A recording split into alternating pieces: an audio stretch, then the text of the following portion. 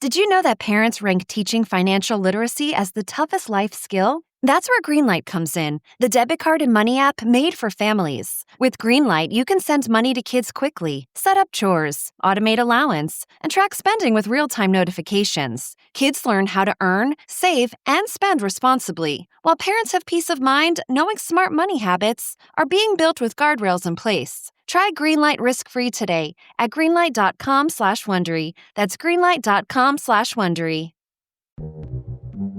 What say you, Richard Alex Murdaugh? Are you guilty or not guilty of the felonies wherein you stand indicted? Not guilty. How shall you be tried? By God and my country. The exact time when Paul and Maggie Murdaugh were murdered. At the end of the investigation, it was obvious. I'm not here to work with them, okay? And the whole point is to have this not fall into the wrong hands. This case is unique, it's unprecedented in South Carolina history.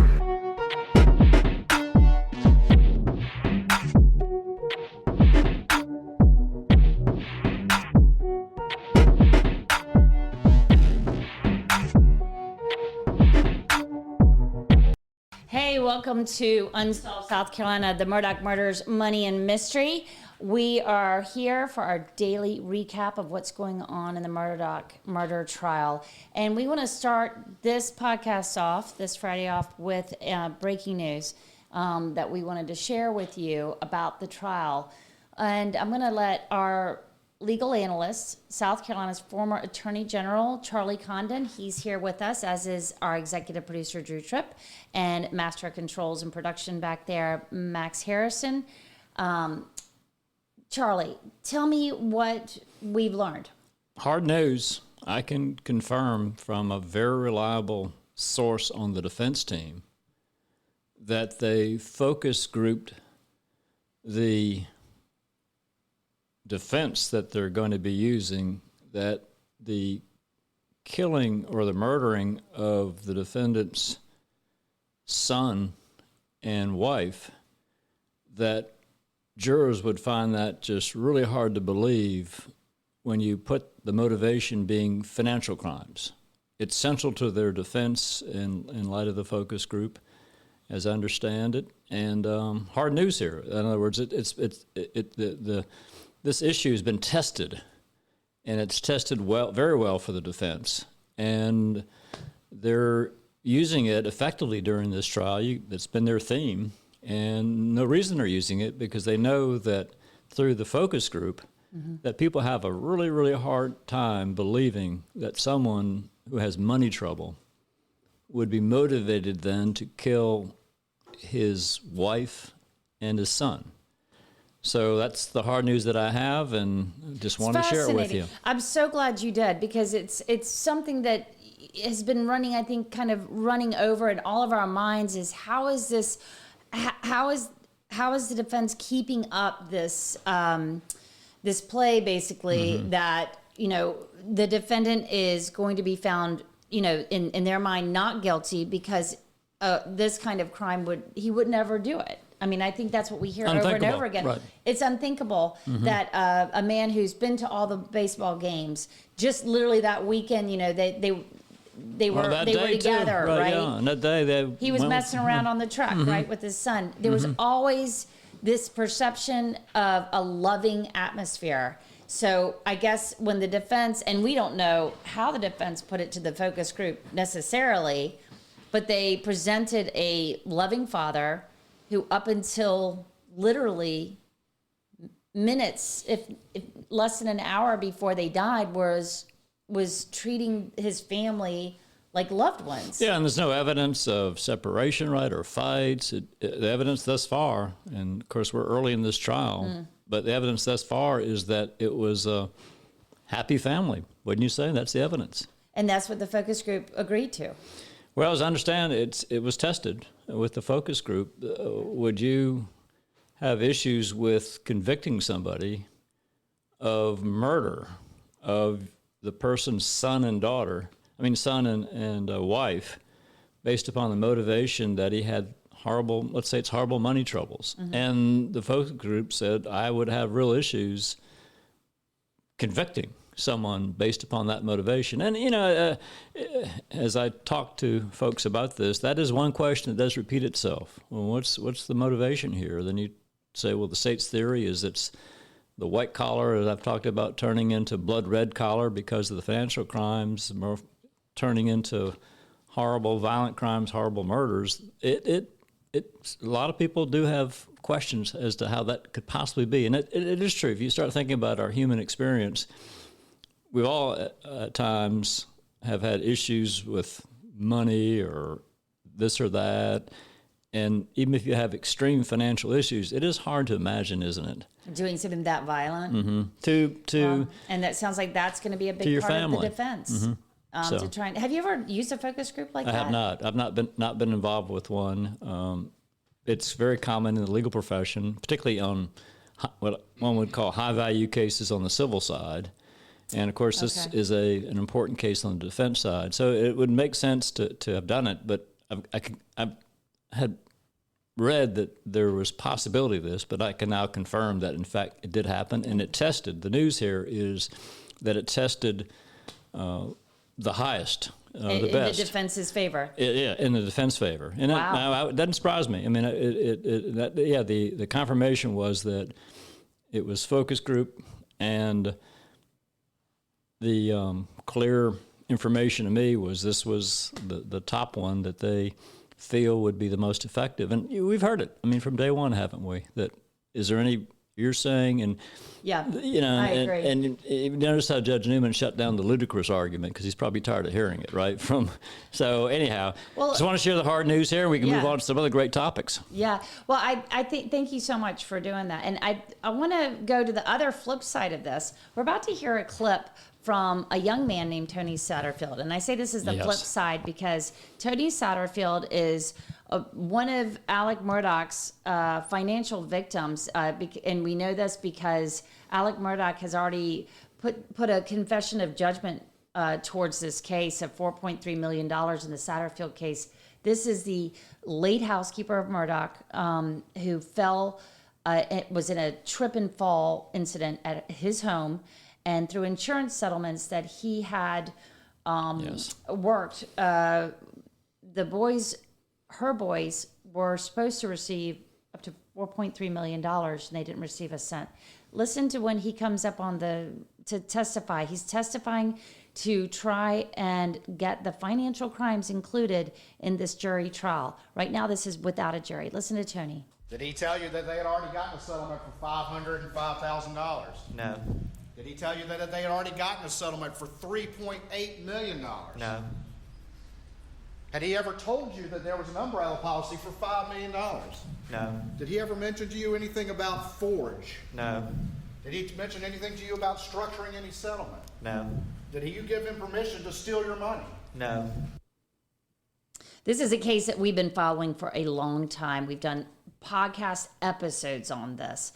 To hear Tony Satterfield, 33 years old, get up there. He was sitting right in front of me right before he stood up. And when he came back down, the SLED agents were patting him on the back. He got a lot of hand, got his hand shook a few times by these guys, and Eric Bland put his arm around him and said, "Well done." He was so nervous, he said, but he carried through with it. How effective do you think this Tony Satterfield is? Or how damaging? How much time do we have? I had to go to meet the person because my firm, we handle cases on the same type basis. These contingency fee cases that we have large settlements, small settlements, and the idea that, gosh, I mean, where do I begin? First of all, this is his housekeeper's son that he would know intimately, right? Housekeeper of 20 years, mind you. Yes, and so this lawyer, and it's such a black mark on our profession. I was just really angry hearing it because he not only secretly settles these cases without the client knowing, and it takes two other people to be part of this really. I would have to. This horrible agreement, and so he steals these funds that this very sympathetic person needs this money after losing his mother, It was. I can't think of anything worse that a lawyer could do other than killing somebody. Right. But interesting evidentiary question here, just so you'll maybe think about this. I anticipated this on Monday. We have this Rule 403 that any evidence that the prejudicial effect outweighs the probative value, that it proves a point. So the state wants to use this to prove motive. It wouldn't surprise me at all if Judge Newman says this is so horrible that the prejudicial effect, and I think I'd have a hard time disagreeing with this, actually, just having heard this testimony. It is so horrible what happened here. I do think that the jurors are likely to go past the what it's used for, which is simply to prove, not simply, but it's an important issue to prove motive, to be so angry with this defendant. To punish him for that. For this, yeah, the judge liable to exclude it. So we'll see what happens on Monday. Do you think that could be the bridge to link it all together, the bridge to get them across that threshold of there's no way, even with financial troubles, there's no way that he could go out and murder his wife and son? Do you think the idea that he could... Oh, yeah, no, that's why it's so prejudicial. When I watched him testify, it's... what kind of crosses your mind, it's like, whoa, he needs to really be punished for that. And I know I'm here on this murder case, but I'm looking at what he did to this. So I do think the prejudicial effect might far outweigh the probative value. So again, it wouldn't surprise me. I'm certain that's going to be one of the arguments by the defense, and I think it potentially will be very effective. So I just want to point that out in advance, what may happen on Monday. Well, and it's interesting that, Eric Bland was there too. And he was ready. We've heard him at the hearing that put him behind bars. Honestly, Alex Murdaugh has been in prison for quite a while now. And this was jail, technically, not prison. Oh, sorry, jail, state, yeah, There county is jail. a difference. Sorry, he's in county jail, of course, but he. This is really these cases are why he's in shackles. I mean, he's not coming on his free will. He's being brought in every day from the jailhouse. Shocking, and it's so much money, right? I mean, how much money does a person need? He's taking millions from this poor young man and his brother. Where we can talk about this later, but where's this money going? Anyhow, that was another issue that we broached somewhat today. The money's going in and out as quick as it's coming in, and a lot of it going to C.E. Smith, Curtis E. Smith, Curtis Edward Smith, Eddie Smith. Aliases, lots and lots of aliases for Cousin Eddie. Cousin Eddie is, I think, and we've heard it making its rounds today. Sure. Cousin Eddie's coming up on the stand real soon. Yeah, he's on his way, and he's in jail too. He's actually in the same jail. No. He was moved to Lexington. Yeah, he was moved to Lexington he's County. In Lexington. Yeah, Wow. he was moved to Lexington County back several months ago. I asked about it at the time, and I don't remember quite what the answer was, but it's more or less the fact for his own safety. And that would make sense. Well, so Eddie we actually did an interview with Eddie. Max was with me, and we got the call to go, and we had to go to an undisclosed location to do this interview with Eddie quite a while ago, and it was like literally not long after he had been arrested at being involved in the roadside botched suicide attempt from Labor Day. That must have been something. It was something, and he looked completely different. That was one thing I can say about him. And just to finish it off, I mean, he said, Alec was like a brother to me. But we have learned much more about that relationship, and I have a feeling as we could, foreshadow what's going to happen next week, I think we should definitely be prepared to hear from Cousin Eddie coming up. That's going to be very important for the state to bring this whole case home. Now, there was another thing that happened today as well. Once the jury got back in, we had an opportunity to hear from the firearms expert. Yes. About the shell casings, and we have heard a lot about shell casings in this case, and the jury is trying to stay with them, I think. But let's play the clip, and we'll tell you what we think.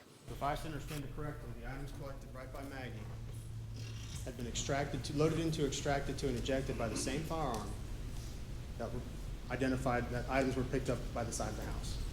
Yes, sir, that is correct. It was determined that those items, and to include items 108, 113, 116, 117, and 122, also had those same matching mechanism marks, to conclude that they had been loaded into, extracted, and ejected from the same firearm as those at the crime scene around Margaret Murdaugh's body, and those several recovered from the home.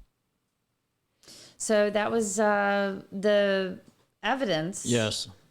That the state was providing today about the shell casings, and to be super clear, shell casings that have the same marks on them that make them very identifiable to being cycled through one firearm, a firearm that we know was available, the type of firearm was available, this blackout rifle, on the property. Yes, and it matched the casings. The casings that were Maggie found all over the Murdaugh's place. body, and From different time periods, too. Yes, and I share this with our listeners and viewers. And I've been in lots of courtrooms prosecuting, and a firm also practices criminal defense. It was a moment when it was somewhat boring. I'd say some of the testimony. Wouldn't you say he was going through? But when he testified that, in his opinion, the casings near Maggie Murdaugh's body, particularly the ones that matched by the residents, they matched the ones that had been cycled through. I saw visibly a number of jurors, a number of them, and was able to make eye contact. It really sank into them that this was hard evidence of the guilt of this defendant. Now, it's early. The defense doesn't have to put on a case, but they will. We haven't heard from them. So I do think we have a lot more information that we'll be hearing relative to whether or not the state's proven its case beyond a reasonable doubt. But I will say it was a moment today from the state standpoint in proving the unthinkable. And I want to get back to that because I do think that's a real issue the state has to address because it is unthinkable to most humans. Unbelievable. What do you think, Drew? I'm with Charlie. To his point, yes. I'm still trying to be open-minded a bit to the possibility of more than one person being involved. And I, I'm just going to do it. I'm going to jump down the speculation rabbit hole here. That's fair. And let's think here. And this is where my mind is going, Charlie. And I want you to tell me if this is unreasonable or not. Is there any chance that this prosecution, that this is an attempt to flush out other people and to really, really squeeze Alec to give out more information on potentially other bad things that he's involved in? Not to say that he wasn't involved with his wife and child's murders, but... Well, that's an under our procedure, actually, I forget the rule now, but I need to review that because it may be applicable to this case. Even after post-conviction, there may be a possibility of getting sentencing relief. Let me look at that rule. We can talk about that maybe next week. But even if the rule doesn't exist, the idea that you're proposing, because the state could, without this prosecution for murder, under life without parole procedures that we have, with the financial crimes that he's going away. He's got, I think the last count, I counted 900 years that he was capable of being sentenced. Yeah, and also on top of that, with if they did the prosecutions in a certain order, he would be ineligible for parole. So he'd be in there for life. So they knew they could do that. So the motivation to go through with this murder prosecution, I wouldn't necessarily discount that. I have a hard time actually thinking there would be that much forward thinking to want to squeeze him, because if he hasn't rolled, as they say at this point, I don't think he's rolling ever. And so I just have to think overall, I don't want to discount your speculation or theory here, but I do think, just generally speaking, the tone I'm getting is that no, we really think he did it alone, and all the evidence is going to point to him and him alone. I do think there's some timeline issues that we've talked about and probably will talk about in the future. So I would say overall no, but hey, there have been so many surprises in this case. Yeah. every day's been a surprise for me. It's an interesting theory. Then if I'm still putting that objective hat on and putting myself in the shoes of a juror, I'm really now wanting to know how they think he did it. Yes. How he accomplished it. And we'll get there. Show us, right? We're getting there. I think we're getting there. Well, and we haven't even heard the defense's side. I mean, we don't even know how long the defense is going to go on for. So that's true. Yeah, and to be clear, they're going to show us how he didn't do it. Yeah. Yeah. It's amazing. Yeah, and they don't have to put up a defense, but it's been very clear they're going to. I mean, they just have too many things going on where I'm confident they'll have lots of witnesses. Well, one thing, and this keeps on running in my mind, is that Dick Harpootlian's already put it out there in his opening statement, the defense attorney for Alec, that he wants to take this whole jury on a field trip to Moselle so they can see how large this property is, how it would have been, because all of us are thinking if he was still on that property and he heard all those guns going off or smelled the gun smoke or whatever, you would have known immediately there was something horrific happening. With we know how many bullets were fired. Yeah, and that's actually a good point because he threw that out there, as I recall, an opening statement, right? Sure. And so if the state objects, it's going to look like the objection won't occur in front of the jury, but still, if they don't go out there, there could be some thought, wait a minute, the state's hiding something. So we'll see if they've got some agreement already, but my thought would be that if I'm prosecuting, I'd say, sure, let's go on out there, and which is not uncommon to have a scene visit. A little bit of a go to the crime scene and walk it and see what it feels like. Boy, I would love to be there. While that's all well and good, and it could have some value, I'm sure, it's hard to still escape what we agreed upon before we came into this episode. The biggest story of the week coming out of this trial. Oh, yes. That video that so far blows up his alibi, that I was not there, and yet here you are, identified by two of Paul's best friends, who considered you, Alex Murdaugh, like a second dad, like a second family. We're always and 100% confident that your voice on that video, putting you there about 5 minutes before the state says the murders happened. That's right. And that you still can't get past that. I think the circumstantial evidence is certainly becoming insurmountable at this point, that he is somehow involved. Whether we take it for the fact that the shell casings, I'm going to be as clear as I can on stating this in case anybody else needs clarification. What we heard today from the state's firearms analysis expert is that individual and unique markings created by a certain gun were found on the shell casings by Maggie's body and on other places on that Murdaugh property, to a large extent proving that the murder weapon had been on that property at some point in the past. Yes, that's a fair statement. And that gun is missing. That gun is missing. They don't have it. They don't have the murder weapon.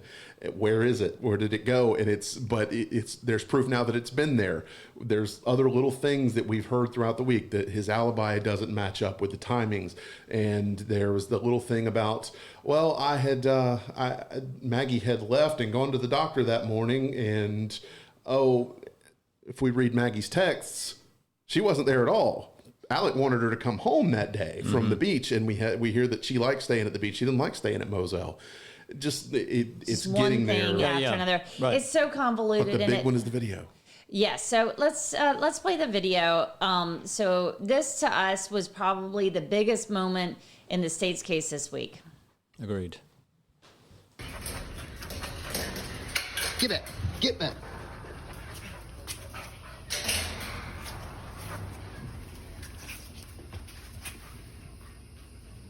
Quit, Cash. Come on. Quit. It's okay. Come here. It's not bad. Come here, Cash. Shit. Come here. Post it. Cash. Hey, he's got a bird in his mouth. Bubba. Hey, Bubba. That's a guinea. This is a chicken. Come here, Bubba. Come here, Cash. Come here, Mama. Cash. Quit.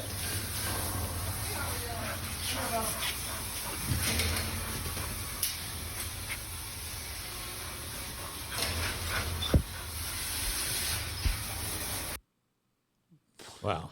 You hear Alex Murdaugh's voice about 4 times on that video. Wow. Wow. And, you know, to your point, it is, in the States has a circumstantial evidence case. And, of course, if I'm a juror, I'd like to have direct evidence. I'd like to have an eyewitness. But, of course, the eyewitnesses here are dead. Right. And so we don't have the murder weapons. Well, does that make it impossible to convict somebody of a double homicide? No. It's circumstantially can be proved. It's difficult. Typically with circumstantial evidence cases, from but the extraction or from the actual device to the phone hold on, logs. sorry. It can be done. Call detail records provide. Sorry for the. Sorry, we had a rogue video start playing.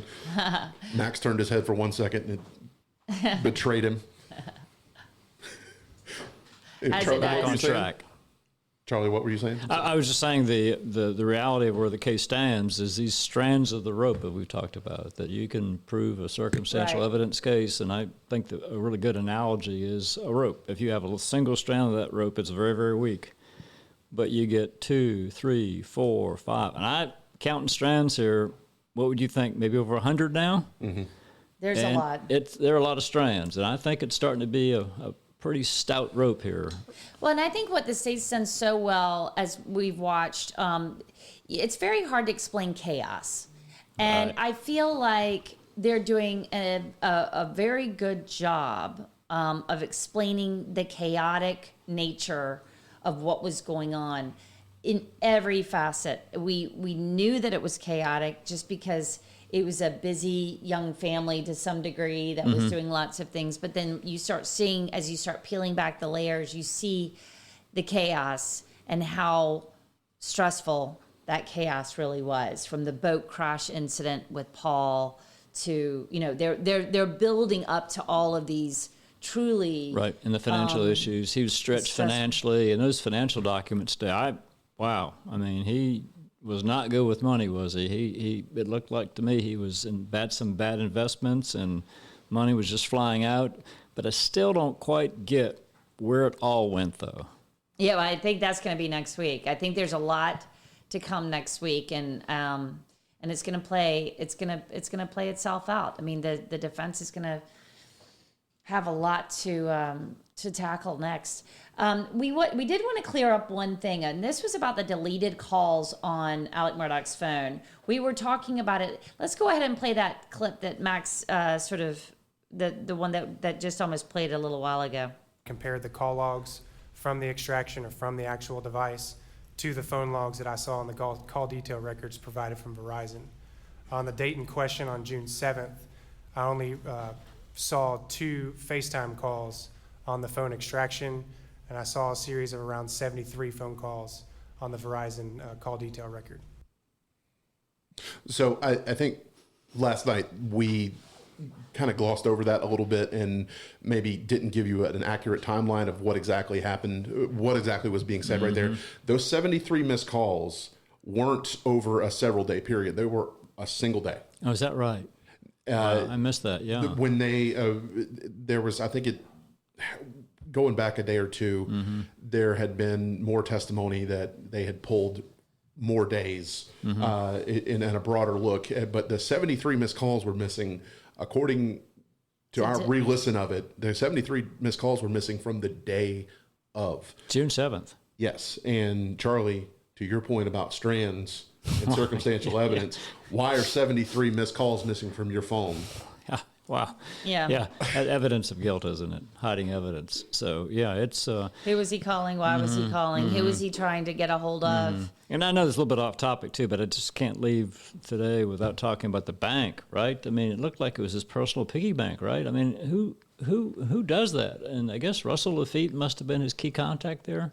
Well, and Lafitte, from what you've learned when listening to the Russell Lafitte federal trial, I mean, this was a situation where they started and they didn't stop, and they realized that they could get away with doing that kind of work. I mean, we heard the overdraft of roughly $350,000, and so Prosecutor Waters made the astute observation, must be the most generous overdraft policy.